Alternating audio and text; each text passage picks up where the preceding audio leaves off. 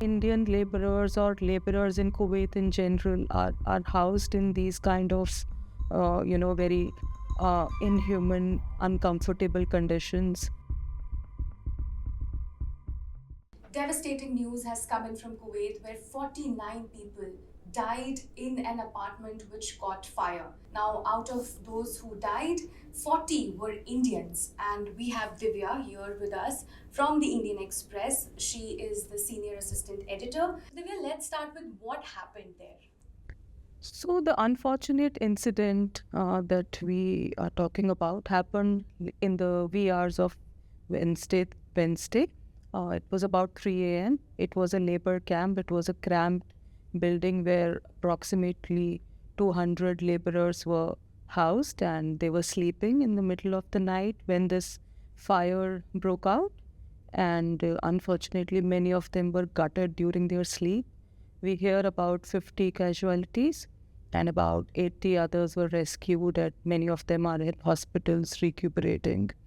Uh, Out of which, now we learn that a huge chunk were Indians and from the state of Kerala and from other North Indian states, maybe, but we still have to get that number. But Kerala has confirmed that 21 of those who lost their lives were indeed from their state.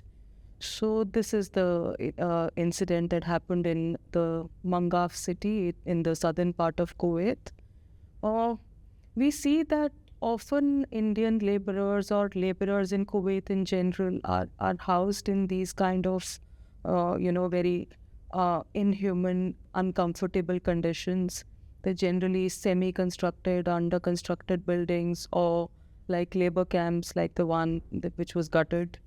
So when some unfortunate like the fire incident happens, it's very difficult for escape to be planned or any kind of rescue to be done immediately. And also in this case, what compounded the fact was that it was middle of the night, and before things could be swung into action and people could realize what's happening or they could run for life, they were caught in the crossfire. Yeah. So, can we talk about? We've heard that a lot of people from India migrate to Kuwait. So, how many? Is there any percentage that you can tell us about? Actually, a huge percentage. So Kuwait has about 10 lakh strong, a million strong Indian diaspora, which is arguably the largest volume of expat community in the country, out of which a huge number, a major number is the laborers or the workforce, which comprises people across various professions like carpenters, masons, drivers, the cab drivers, and even now plumbers. And now the new category which has been added is the food delivery riders and the courier delivery boys. So there are about 64 categories of laborers and workers that Indians register to go to Kuwait under. Um, since Kuwait has a lot of infrastructure related, construction related projects going on, so that is where most of them are deployed. In fact, it won't be wrong to say that Kuwait depends largely on the Indian workforce to run its day-to-day operations and to run its infrastructure projects and all kind of basic jobs that needs to be done too. So the numbers are like quite huge. So the living conditions you talked about are pretty bad. So is it different for Indian workers there, or is it just bad conditions for everybody? I would say it's would be the same across the board. But what draws people to Kuwait essentially is the higher rate of wages that people can draw from there, despite the very poor living conditions.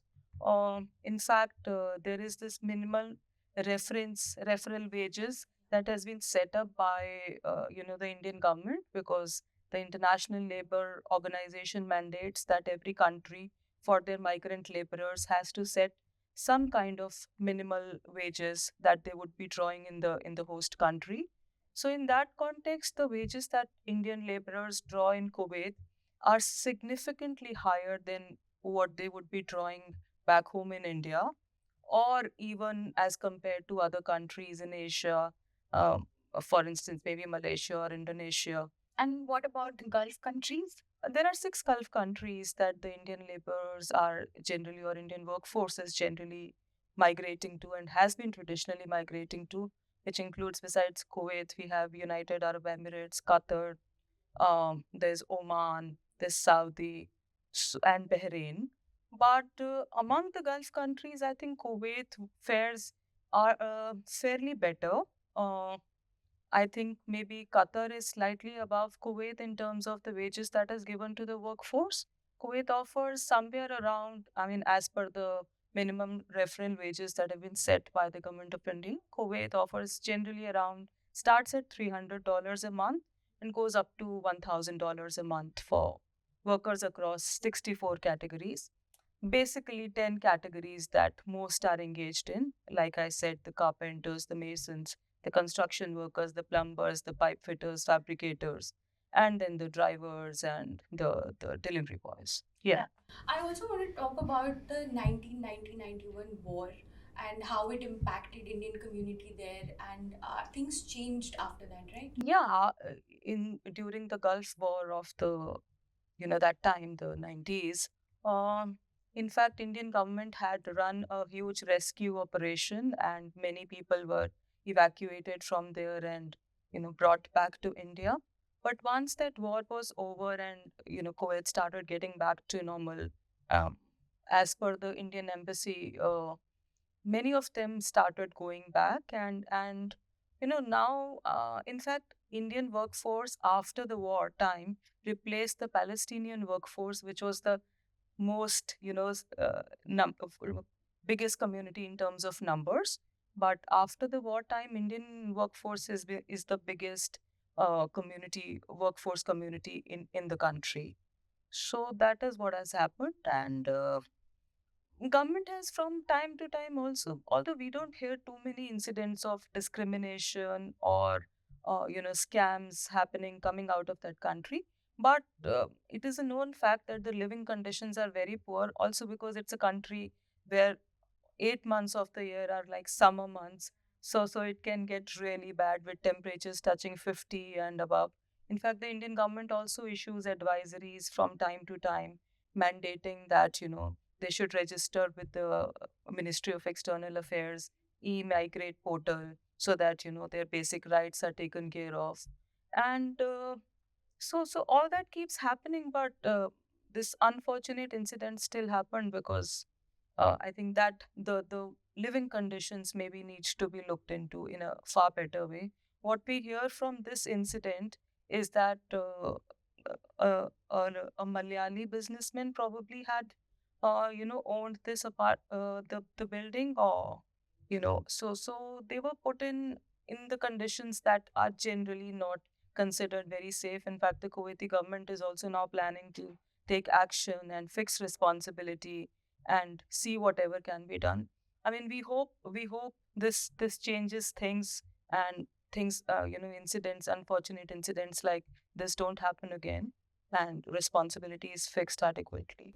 Can we talk a little more about Indian government? Like you spoke about MRW, and but what other measures are they taking to ensure the welfare of?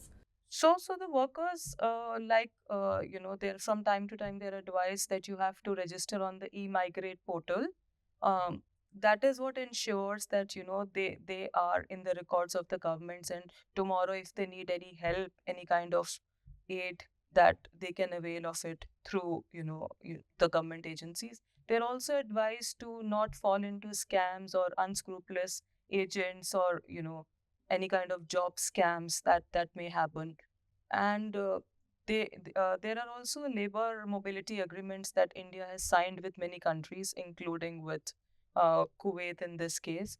There is also another memorandum of understanding that India signed last year in terms of domestic workers, because there's a huge volume of domestic workers also, besides we've been talking of construction workers, but even the domestic workforce, the house helps are also, there are a lot of Indians there. So their rights, and how they can take care of themselves, they can evade discrimination. There is also the Pravasi Bharatiya Bima Yojana, like a life insurance, which is offered to them, which has a coverage of about 10 lakhs. And in case of any disputes with the employers, they also get, I think, they're also compensated for the legal, aid or services that they may require in that case. They're also told that you don't have to submit your passport to the employer, because in that case, then are bound with them. You just have to keep the passport with yourself, and you just have to go through proper channels and be registered and be in the records. So these kind of things are done. Awareness measures are taken from time to time.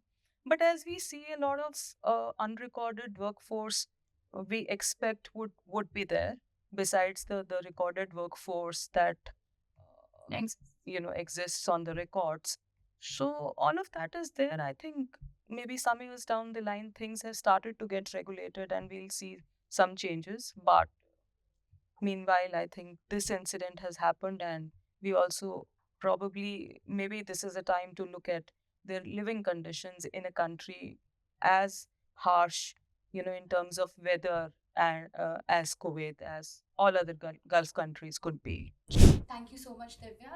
And for more updates, keep watching the Indian Express.